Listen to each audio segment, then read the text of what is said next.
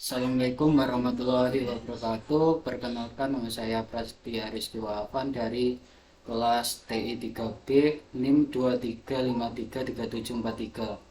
Sini saya akan melanjutkan mengenai materi pengantar jaringan modul 2. Pertama, poin 2.1, akses Cisco ke iOS. Poin 2.1.1, sistem operasi.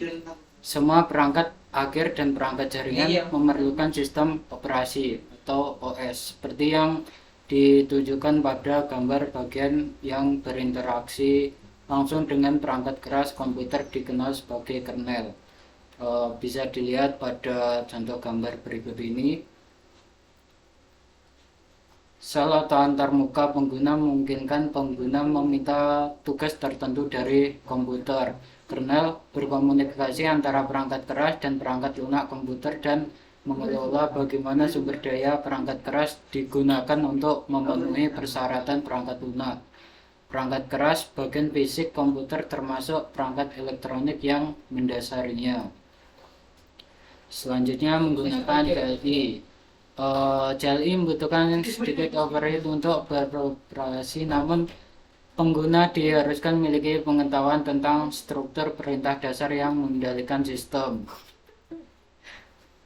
Bisa dilihat pada contoh berikut ini.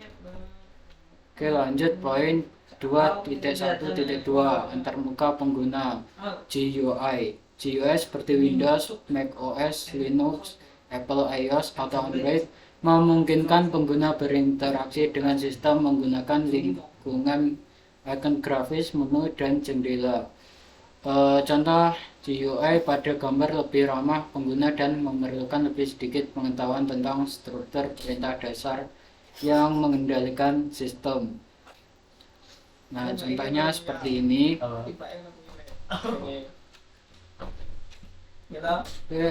Namun GUI memungkinkan tidak selalu dapat menyediakan semua fitur yang tersedia dengan CLI. GUI juga dapat gagal, macet, atau tidak beroperasi sebagaimana mestinya.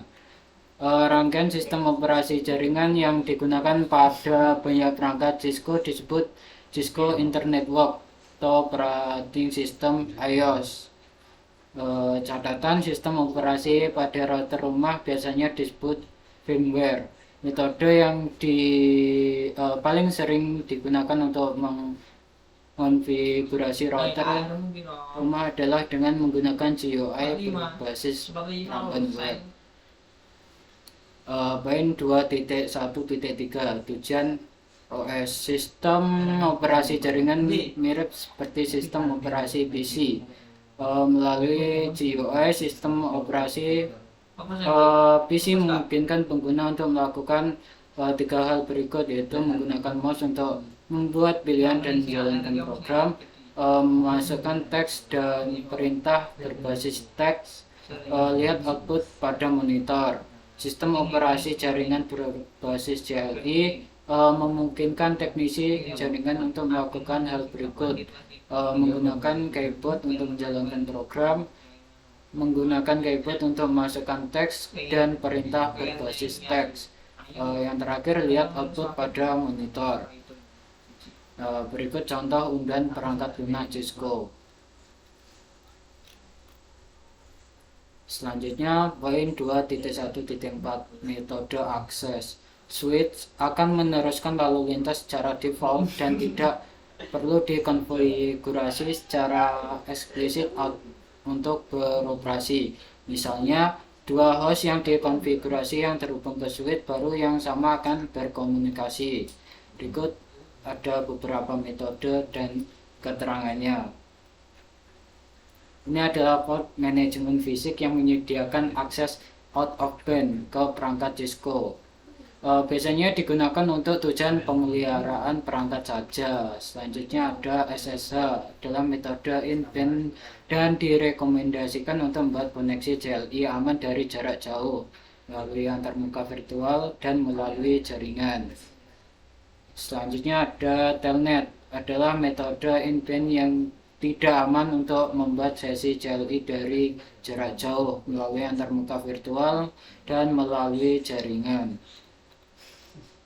Selanjutnya poin 2.1.5 program emulasi terminal. Ada beberapa program yang dapat Anda gunakan untuk terhubung ke perangkat jaringan, baik melalui koneksi serial, melalui port konsol, atau melalui koneksi SSH atau telnet. Nah, program ini memungkinkan untuk meningkatkan produktivitas dengan menyesuaikan ukuran jendela, mengubah ukuran form, dan mengubah skema warna. Nah, selanjutnya ada contoh seperti ini, bisa dilihat. Oke, lanjut poin 2.1.6 memeriksa pemantau. Di sini cuma ada quiz seperti ini. Oke, lanjutkan saja. Di poin 2.2 navigasi iOS. Untuk yang pertama ada poin 2.2.1 mode perintah utama. Nah, sebagai fitur keamanan, perangkat lunak Cisco iOS memisahkan akses manajemen menjadi dua mode perintah berikut.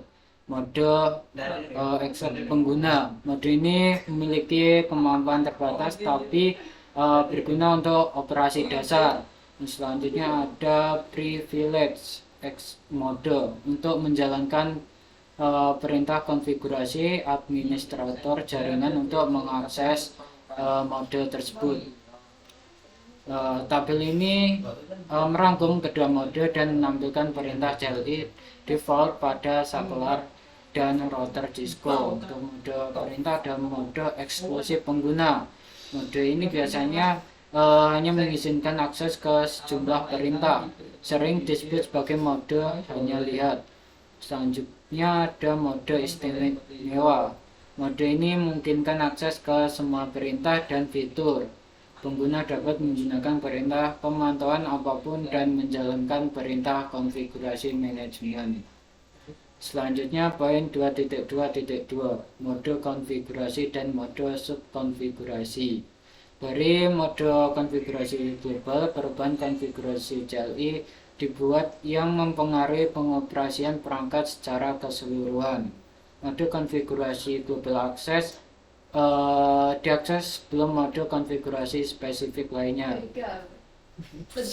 Setiap mode ini memungkinkan konfigurasi bagian atau fungsi tertentu dari perangkat iOS. Dua mode subkonfigurasi umum meliputi mode konfigurasi jalur, digunakan untuk mengkonfigurasi akses konsol, SSH, telnet, atau AUX. Mode konfigurasi antarmuka digunakan untuk konfigurasi port switch atau antarmuka jaringan router. Selanjutnya di poin 2.2.3 ada video mengenai mode perintah utama CLI di iOS. Oke, langsung skip. Poin 2.2.4 navigasi antar mode di iOS. Berbagai perintah digunakan untuk masuk dan keluar dari command prompt. Untuk berpindah dari user mode ke privilege mode digunakan perintah enable. Dengan catatan mode istimewa terkadang disebut mode aktifkan. Berikut ada beberapa contoh CLI itu seperti ini. Untuk berpindah dari mode subkonfigurasi manapun dari mode konfigurasi global ke mode 1, langkah di atasnya dalam di hierarki mode. Masukkan perintah keluar. Nah, di bawahnya ada beberapa perintah mentor lagi.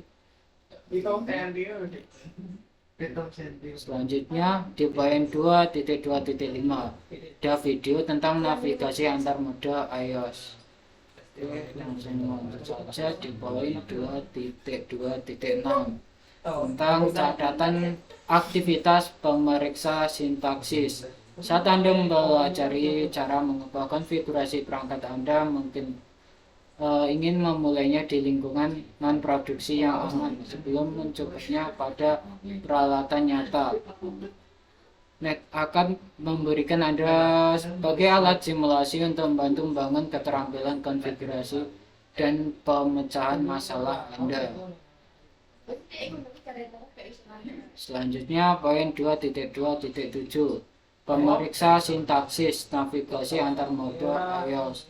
Nah, untuk aktivitas pemeriksa sintaksis untuk menavigasi antara baris perintah iOS di Saplar seperti ini. Lanjut poin 2.2.8 di sini ada beberapa kuis, langsung skip saja.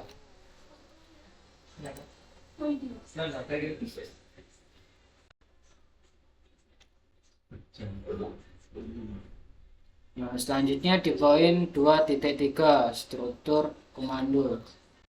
Nah, di poin yang pertama di 2.3.1 struktur perintah dasar iOS. Topik ini membahas struktur dasar perintah untuk Cisco di iOS. Seorang administrator jaringan harus mengetahui struktur perintah dasar iOS agar dapat menggunakan CLI untuk konfigurasi perangkat. Nah, sintaks umum untuk satu perintah yang ditunjukkan pada gambar berikut ini. Selanjutnya ada kata kunci. Ini adalah parameter spesifik yang digunakan dalam sistem operasi. Selanjutnya ada argumen. Ini tidak ditentukan sebelumnya. Ini adalah nilai atau variabel yang ditentukan pengguna. Oke, selanjutnya poin 2.3.2 pemeriksaan sintaks perintah iOS. Seperti yang diidentifikasi dalam tabel, teks tebal menunjukkan perintah dan kata kunci yang dimasukkan seperti yang ditunjukkan. Teks miring menunjukkan argumen yang nilainya diberikan oleh pengguna. Berikut ada tabel dengan konvensi dan keterangannya. Tebal menunjukkan perintah dan kata kunci yang Anda masukkan secara harfiah seperti yang ditunjukkan.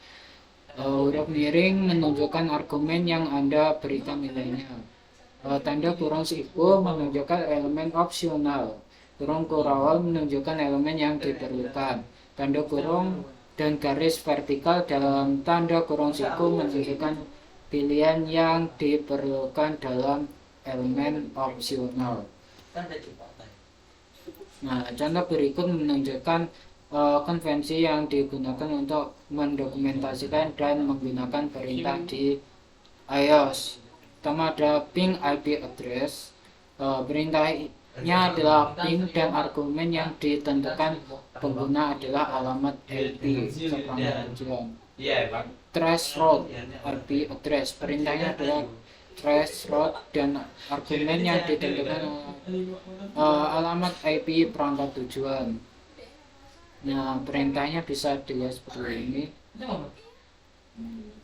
Oke, selanjutnya poin 2.3.3 fitur bantuan iOS. Bantuan yang peka terhadap konteks memungkinkan Anda menemukan jawaban atas pertanyaan-pertanyaan berikut dengan cepat. Perintah apa saja yang tersedia pada setiap mode perintah? Perintah mana yang dimulai dengan karakter atau sekelompok karakter tertentu, argumen dan kata kunci apa yang tersedia untuk perintah tertentu. Pemeriksaan sintaks perintah memverifikasi bahwa perintah yang valid telah dimasukkan oleh pengguna saat perintah dimasukkan. Selanjutnya poin 2.3.4. Berikut ada video mengenai bantuan sensitif konteks dan pemeriksaan sintaks perintah. Oke, lanjut poin 2.3.5 tombol dan pintasan. iOS CLI menyediakan tombol pintas dan tombol pintas yang memudahkan konfigurasi, pemantauan, dan pemecahan masalah. Misalnya perintah configure dapat dipersingkat menjadi conf karena configure adalah satu-satunya perintah yang dimulai dengan conf. tidak akan berfungsi karena lebih dari satu perintah dimulai dengan com. Kata kunci juga dapat dipersingkat. Berikut ada tabel yang mencantumkan penekanan tombol untuk menyempurnakan pengeditan baris perintah. Ada papan tulis menyelesaikan entry nama, perintah parsial, menghapus karakter di sebelah kiri kursor, Ctrl plus D menghapus karakter pada kursor, tombol Ctrl plus K menghapus semua karakter dari kursor hingga akhir baris perintah, ESC plus D menghapus semua karakter dari kursor, Ctrl plus U atau Ctrl plus X menghapus semua karakter dari kursor kembali ke awal baris perintah. Tombol Ctrl plus V menghapus data dari sebelah kiri kursor. Ctrl plus A memindahkan kursor ke awal baris. Selanjutnya bisa dilihat lagi. Oke, untuk catatan, meskipun tombol delete biasanya menghapus karakter, di sebelah kanan prompt, struktur perintah iOS tidak mengenali tombol delete. Tabel berikut menjelaskan penekanan tombol yang digunakan saat perintah ditampilkan. Memasukkan kata kunci berarti menampilkan baris berikutnya. Tombol spasi menampilkan layar berikutnya. Kunci lainnya mengakhiri string tampilan, kembali ke perintah sebelumnya.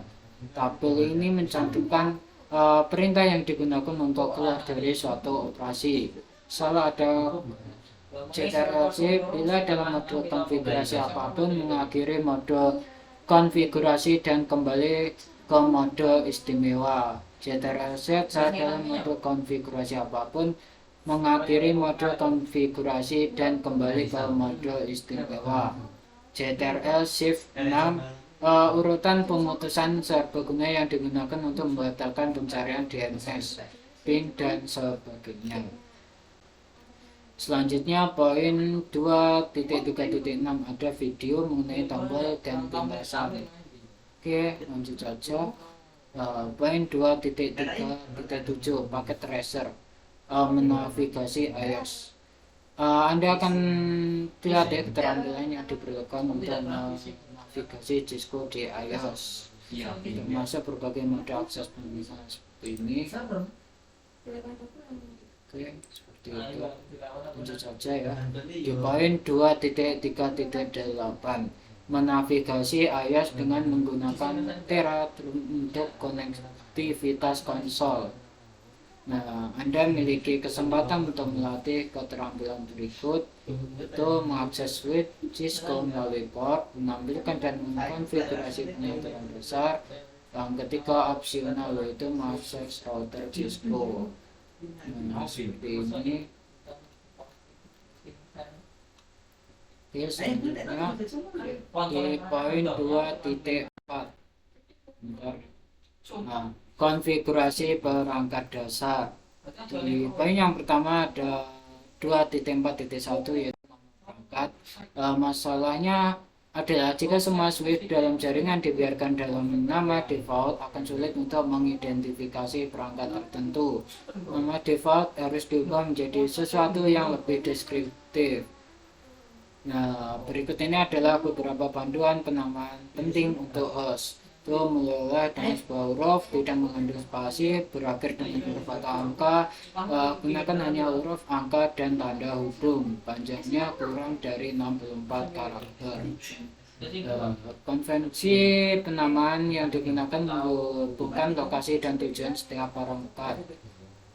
Dokumentasi jaringan harus menjelaskan bagaimana nama-nama ini dipilih sehingga perangkat tambahan dapat diberi nama yang sesuai. Seperti contoh pada gambar di bawah ini.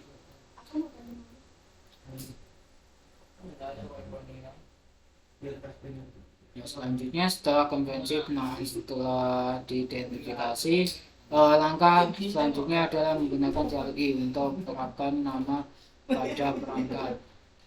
Berikut ini adalah contoh configure terminal seperti ini. Dengan catatan untuk mengembalikan saklar ke prompt default, gunakan perintah konfigurasi global no hostname. Selanjutnya poin 2.4.2 pedoman kata sandi. Cisco iOS dapat dikonfigurasi untuk menggunakan kata sandi mode hierarkis untuk mengizinkan hak akses yang berbeda ke perangkat jaringan. Semua perangkat jaringan harus membatasi akses administratif dan menggunakan X istimewa pengguna dan akses telnet jarak jauh dengan kata sandi. Setelah milih kata sandi, gunakan kata sandi yang kuat dan tidak mudah ditebak. Ada beberapa poin penting yang perlu dipertimbangkan saat memilih kata sandi. Gunakan kata sandi yang panjangnya lebih dari 8 karakter. Gunakan kombinasi besar dan kecil angka karakter khusus atau urutan numeric. Hindari penggunaan kata sandi yang sama untuk semua perangkat. Jangan menggunakan kata-kata umum karena mudah ditebak. Dengan catatan, sebagian besar lab dalam kursus ini menggunakan kata sandi sederhana seperti Cisco atau kelas. Di poin selanjutnya,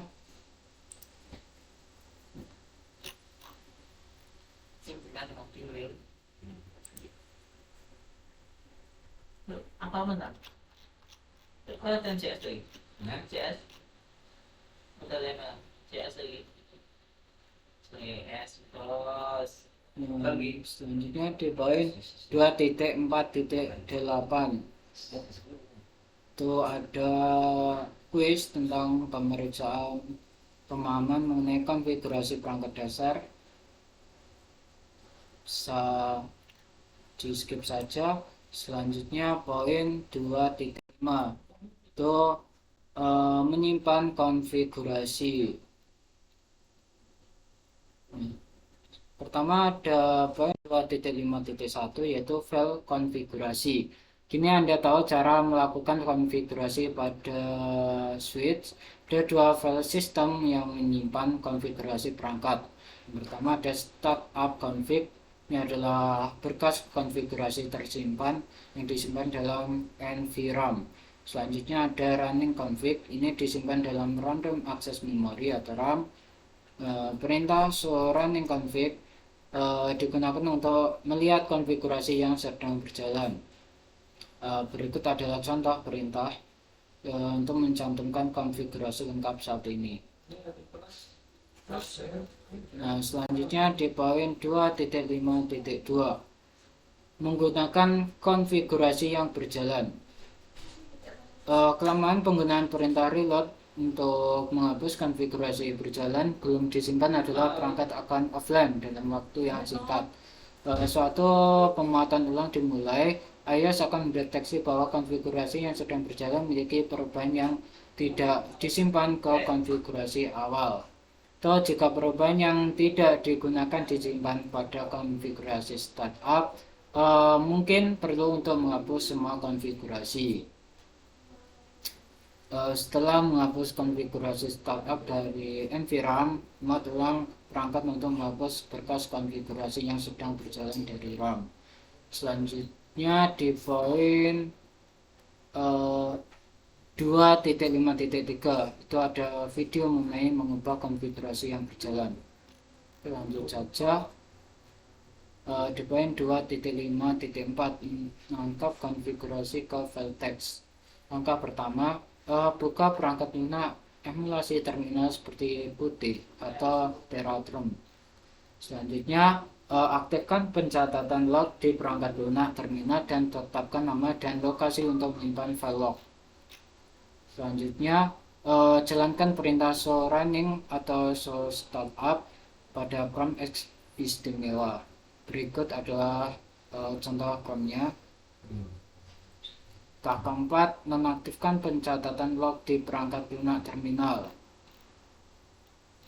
Ya, untuk mengembalikan file konfigurasi ke perangkat, masuk ke mode konfigurasi global pada perangkat, salin dan tempel berkas teks ke jendela terminal ke sakelar. Poin 2.5.5 pakai tracer konfigurasi pengaturan switch awal. Anda akan melakukan konfigurasi pada switch seperti ini. Oke, lanjut ke poin 2.6, yaitu ada port dan alamat.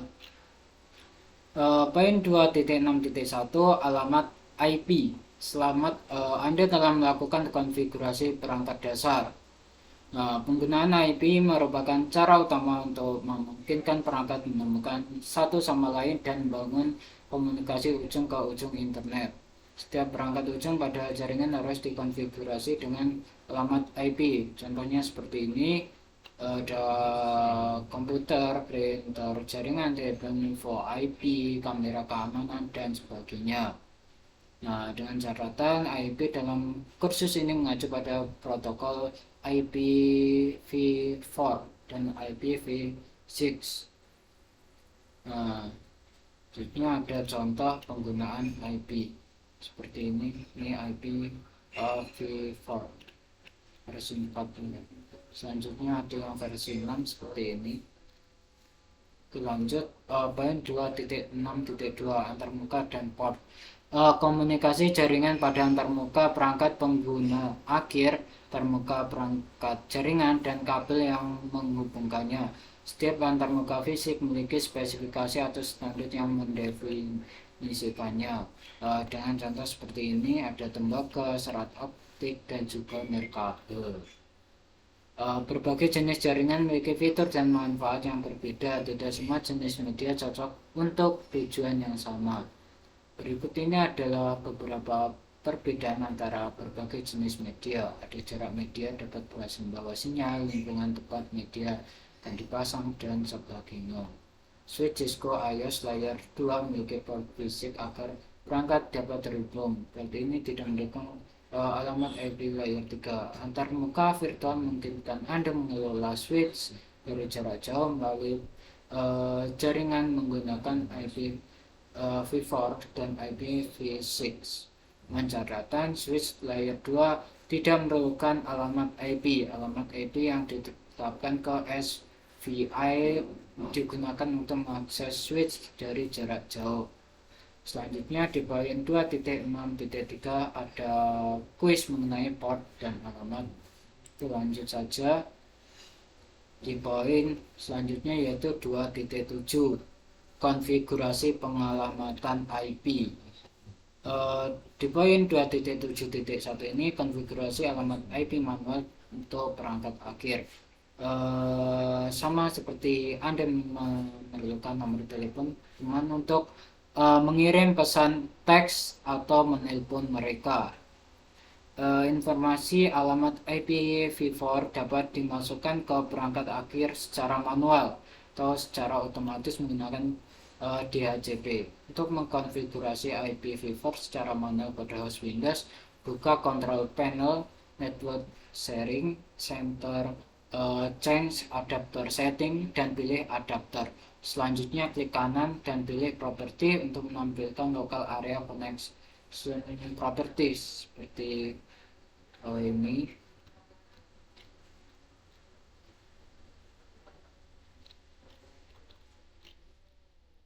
Nah, untuk selanjutnya di poin 2.7.2 konfigurasi alamat IP otomatis untuk perangkat akhir. Perangkat akhir biasanya menggunakan DHCP secara default. Nah, DHCP ini adalah teknologi yang digunakan di hampir setiap jaringan. DHCP memungkinkan konfigurasi alamat IPv4 otomatis untuk setiap perangkat akhir yang mendukung DHCP. Dengan catatan IPv6 menggunakan DHCP v6 dan SLAAC, yaitu untuk alokasi alamat dinamis seperti ini gambarnya. Oke, lanjut di poin 2.7.3 yaitu pemeriksaan sintaks verifikasi konfigurasi IP di Windows. Nah, untuk melakukannya bisa memasukkan perintah untuk menampilkan konfigurasi IP pada Windows seperti ini.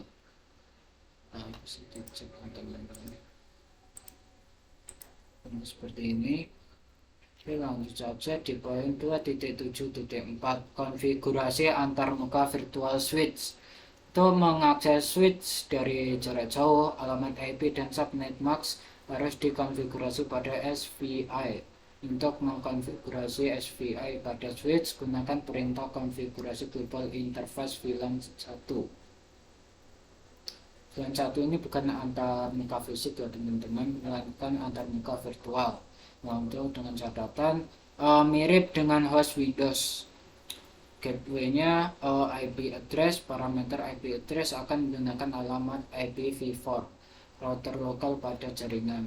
Berikut router akan diperkenalkan nanti, ada contoh konfigurasinya. Selanjutnya di poin 2.7.5 pemeriksaan sintaks mengkonfigurasi antarmuka virtual switch. Berikut command formnya bisa dilihat untuk mengatur ulang switch config. Ini tunjukkan bisa seperti itu. Selanjutnya di poin 2.7.6 paket tracer implementasi konektivitas. Kalau dibuka seperti ini ya teman-teman, bisa dilihat langsung mudah. Kita langsung saja di poin 2.8 itu tentang verifikasi konektivitas. Di poin 2.8.1 aktivitas video mengenai uji tugas antarmuka.